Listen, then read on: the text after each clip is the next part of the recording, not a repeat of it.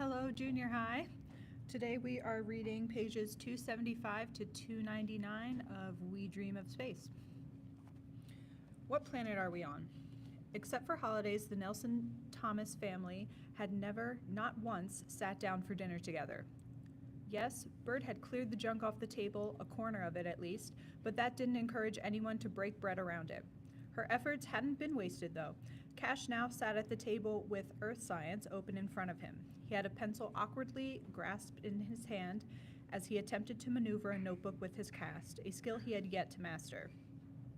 When Mrs. Thomas came home from work, she set her purse on the kitchen island as usual. She eyed her eldest son suspiciously. He looked up. "Hey, Mom, did you know that Venus is the third brightest object in the sky after the sun and the moon?" She glanced back at the front door, as if she'd accidentally stepped through a portal to another universe. "What planet am I on?" she said. I'm gonna not read Fitch's notes. So page 279. Friday, January 24th, 1986. Moment of truth. It was the moment of truth. When Miss Salonga's class ended, Bird tapped Devante on the shoulder and he gathered up his books and asked if she could talk to him for a second. He looked momentarily confused. "Sure, Bird," he said. She saw the Jessicas and Danny in her peripheral vision, but chose not to acknowledge them. She could practically feel Danny's curiosity. They hadn't discussed Devante in any real way. For whatever reason, Bird wasn't interested in making boys the center of any conversation. She'd rather listen to Danny talk about Star Trek for 2 hours straight. One day, maybe, Bird would want to travel in the social orbit of boyfriendhood, but not today. The crowd in the classroom thinned. Bird and Devante had some privacy as they walked toward the hall side by side. Bird walked slowly, Devante followed her lead. She didn't say anything for several steps.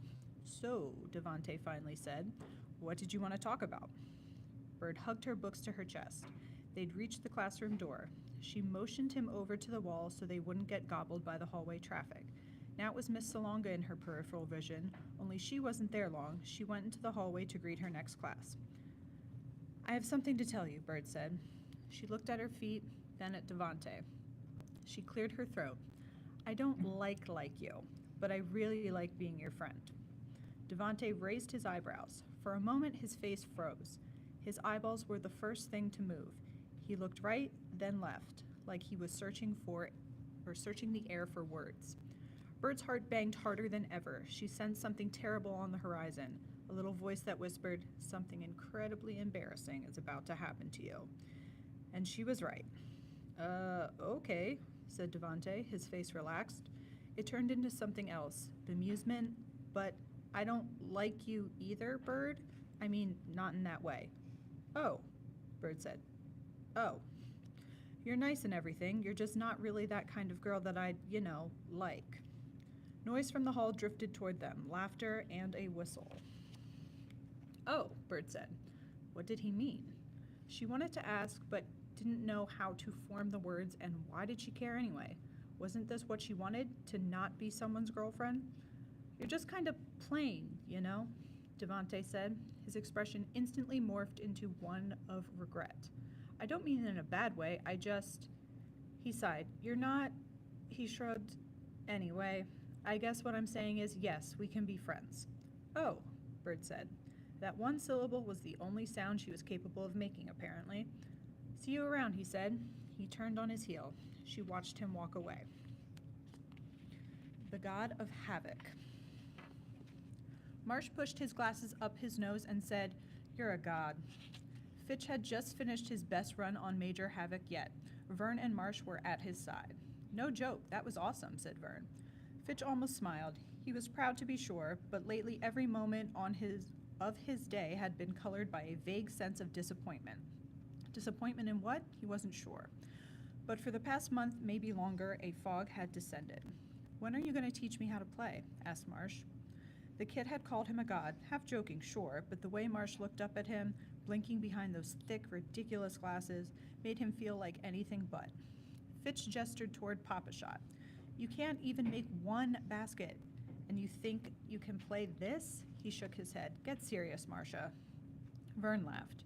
Marcia's look of admiration turned into something else. Well, good. Anything was better than that stupid little brother look. Yeah, Marge said. He threw a quick wave over his shoulder before making his way to Miss Pac-Man. You're not.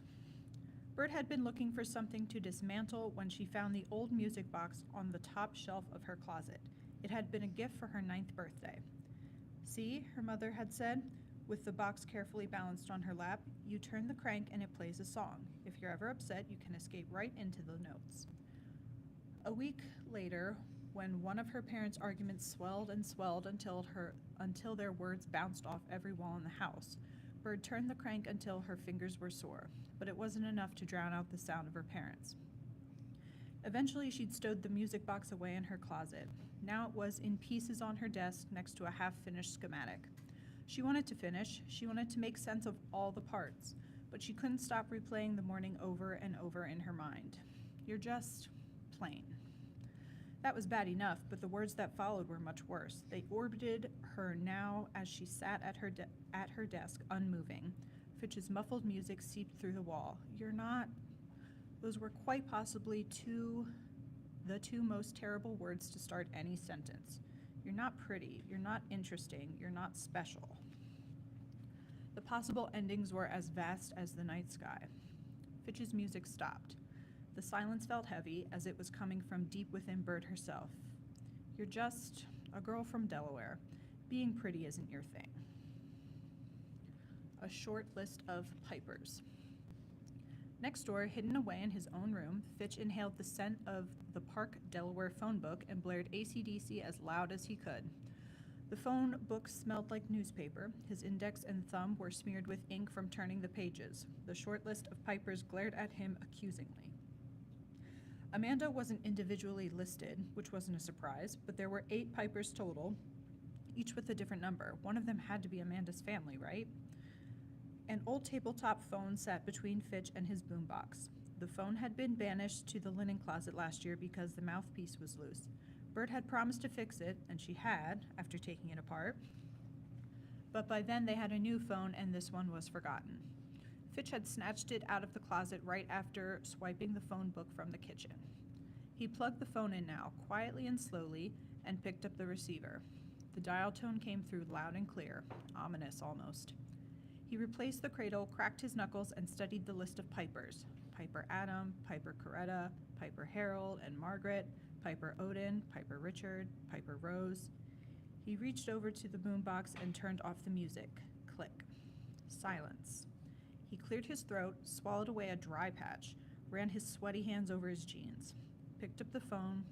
Piper Adam. It rang 3 times before a man picked up. Adam Piper, presumably. Hello?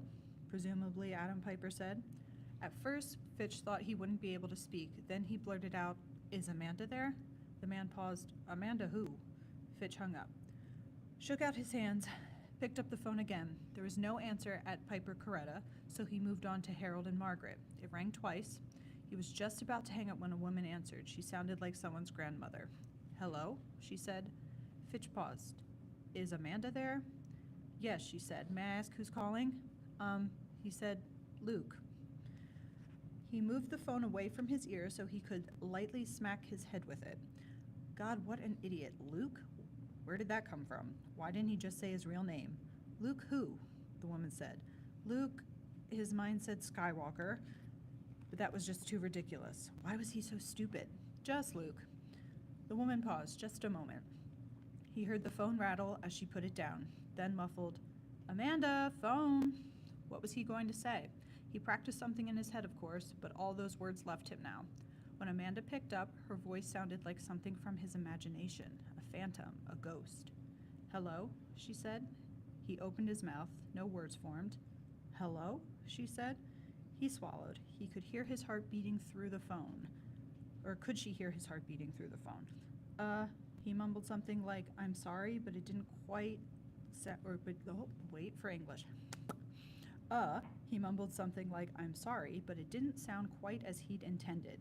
He wasn't sure if it even sounded like words. Hello? Amanda said again. Apparently it hadn't sounded like words. It had sounded like nothing. Just like that, or just like he felt, he hung up. Sunday, January 26th, 1986. Send word to Bird. As far as Cash's father was concerned, there was only one battle more intense than the Cold War between the United States and the Soviet Union, and that was the rivalry between the Philadelphia 76ers and the Boston Celtics. Tonight, they'd take the court right in the Nelson Thomas living room via Channel 4. Cash and his father had anticipated the game all week. They sat in their respective places near the coffee table, which was littered with more junk food than they could ever eat. Chips and dip, soft pretzels, pizza rolls, cheese balls. Cash's mother typically spent such evenings reading in her room, but when she did wander in, she never failed to remark on the mountain of fat and calories they were stuffing into their faces. Dr. J can't find the basket tonight, his father said at the half. The Sixers were only up by 1. He was acting antsy about it, sitting up straight on the edge of the couch, bouncing his feet and eating one chip after another. He's shooting better than Barkley, said Cash. He felt defensive when someone spoke against Julius Erving, as if they were close personal friends and he needed to defend Dr. J's honor. All I want is to beat Larry Bird at home, his father replied, his mouth full. If we pound them at the Garden, I'll run down the street singing. Cash laughed and rummaged behind the cushions for the bent coat hanger he'd been using to scratch under his cast. God, he couldn't wait to get this thing off. I'm serious, his dad said. Mark my words. What song will you sing? Asked Cash. I'll make up something original, like... His dad swallowed, stared off into an imaginary bubble in the air, and sang at the top of his lungs, bewilderingly off-key. I won't be singing. Send word to Bird. You're not even good enough for third. Send word to Bird. He raised his arms and sang louder and louder as Cash laughed. But the performance didn't last long. Soon enough, Bird Nelson Thomas, not Larry, was standing in their basketball-only zone looking quite confused. Their father stopped singing but was still smiling. Hey there, want some snacks? He asked. Bird glanced between her father and her brother. Were you calling me? A moment of confusion passed between Cash and his dad. I heard my name, Bird explained. Oh, Mr. Thomas said. No, I mean, yes, it was your name, but I was singing about Larry Bird. Not our Bird. He gestured toward the television. Oh, Bird said. Okay then. She turned around and had taken 2 steps back toward her room before her father said, You want to watch the game with us? No, thanks. You sure? No need to stay cooped up in your room like your mom and your brother. I know, Bird mumbled. Everything okay? You seem, I don't know, quiet. Before Bird could answer, Mrs. Thomas appeared down the hall with a paperback tucked under her arm and an empty water glass in her hand. She walked toward the kitchen. Bird's bummed out about the Challenger launch, said Cash. He snatched a pizza roll and popped it in his mouth. They keep rescheduling it. Yeah, I was reading about that in the paper this morning, said Mr. Thomas. He leaned back and returned his attention to the television, where it was still halftime. The volume was lowered. If you ask me, they shouldn't be going at all. Sending men and women into space together, he shook his head. A recipe for disaster. The faucet in the kitchen stopped running. What did you say? Said Mrs. Thomas. She placed her full glass on the counter. Cash and Bird exchanged looks. What? Mr. Thomas said, eyes still on the TV. I just don't think it's a good idea, that's all. I'm entitled to my opinion. Mrs. Thomas crossed her arms. She was standing behind the kitchen island like a general eyeing a disobedient army. Please enlighten me, she said. Look, he replied, making eye contact, it's just not good for men and women to be in such close quarters for a long period of time like that. You get a bad mix together and bam, disaster. They've got 2 women on the Challenger, right? What happens if both of them get there, at the same time? It's not like there's a drugstore down the street at the space station, not to mention the mood swings and tensions. Too much can go wrong.